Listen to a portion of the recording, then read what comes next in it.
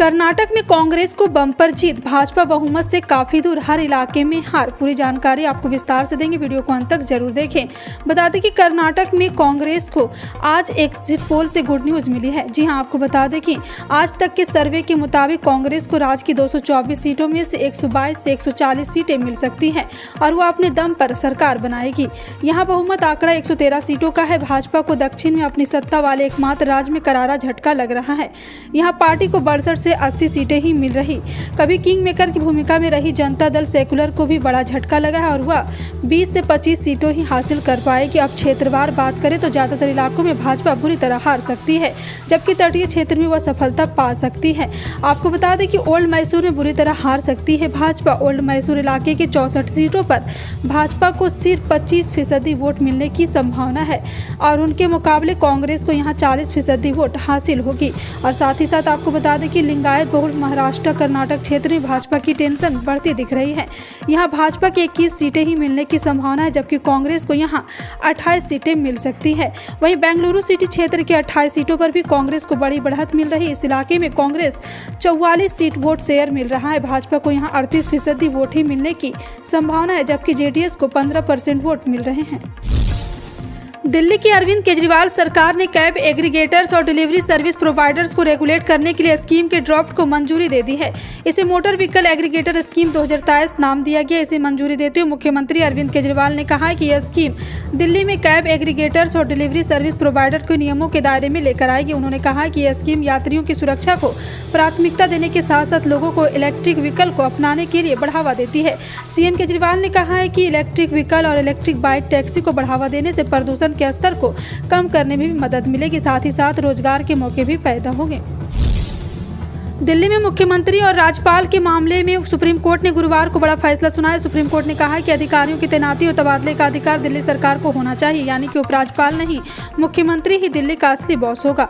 दरअसल केंद्र सरकार ने 2021 में government of and city of Delhi act में संशोधन किया था। इसमें दिल्ली के उपराज्यपाल को कुछ और अधिकार दे दिए गए थे। आम आदमी पार्टी ने इसी कानून के खिलाफ सुप्रीम कोर्ट में याचिका दायर की थी। इसी याचिका पर सुप्रीम कोर्ट ने यह फैसला सुनाया है। मध्य प्रदेश के बैतूल में बुधवार को राष्ट्रीय स्वयंसेवक संघ के कार्यक्रम में कांग्रेस विधायक नीलय डागा का शामिल होना चर्चा का विषय बन गया। हालांकि कार्यक्रम में शामिल होने को लेकर विधायक का कहना है कि आमंत्रण कार्ड में कहीं नहीं लिखा था कि आरएसएस का कार्यक्रम है, वो तो पत्रकारों के सम्मान कार्यक्रम में गए थे। बताया जा रहा है कि आरएसएस ने यह कार्यक्रम बैतूल के जेएच कॉलेज में आयोजित किया था। यह कार्यक्रम महर्षि नारद जयंती के अवसर पर हुआ। इससे बैतूल के लोगों का सम्मान किया जाना था। इसका आयोजन आरएसएस के प्रचार विभाग ने किया था। बंगाल की खाड़ी में बन रहा दबाव आज यानी कि 11 मई को एक गंभीर चक्रवात के रूप में विकसित हो सकता है, जिसका कई राज्यों पर असर देखने को मिलेगा। इससे बंगाल की खाड़ी के नजदीकी तटीय राज्यों में तेज हवाएं और बारिश होगी, जबकि मैदानी इलाकों में तापमान बढ़ेगा। आपको बता दें कि मौसम के पूर्वानुमान के मुताबिक 11 मई को एक गंभीर चक्रवात तबाही मचा सकता है और 12 मई की सुबह तक बहुत गंभीर चक्रवात बन जाएगा। इसके बाद इसके उत्तर पूर्व दिशा में फिर से मुड़ने की संभावना है। 14 मई को दोपहर तक दक्षिणी पूर्व बांग्लादेश और उत्तर में म्यांमार के तट के बीच लैंडफॉल कर सकता है।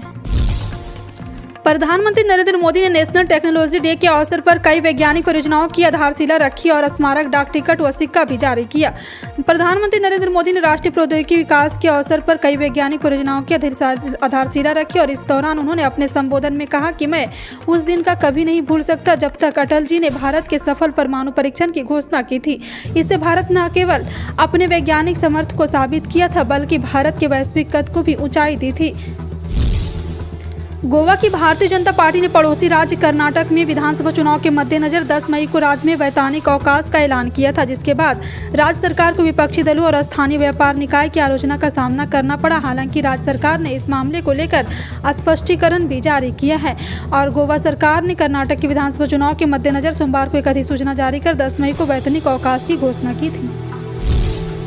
शिवसेना बनाम शिवसेना शिंदे गुट विवाद में सुप्रीम कोर्ट के 5 जजों की संविधान पीठ ने फैसला सुनाया और साफ कर दिया है कि महाराष्ट्र में एकनाथ शिंदे सरकार बनी रहेगी। सुप्रीम कोर्ट के फैसले ने उद्धव ठाकरे गुट को झटका जरूर दिया, लेकिन साथ ही कुछ ऐसी बातें भी कही है जिनसे उन्हें कुछ राहत जरूर मिलेगी। सुप्रीम कोर्ट ने कहा कि राज्यपाल का फ्लोर टेस्ट का फैसला गलत था और अगर उद्धव ठाकरे ने मुख्यमंत्री पद से इस्तीफा नहीं दिया होता तो उन्हें राहत दी जा सकती थी। सुप्रीम कोर्ट ने साफ कहा है कि उद्धव ठाकरे को बहाल नहीं किया जा सकता क्योंकि उन्होंने स्वेच्छा से इस्तीफा दिया था।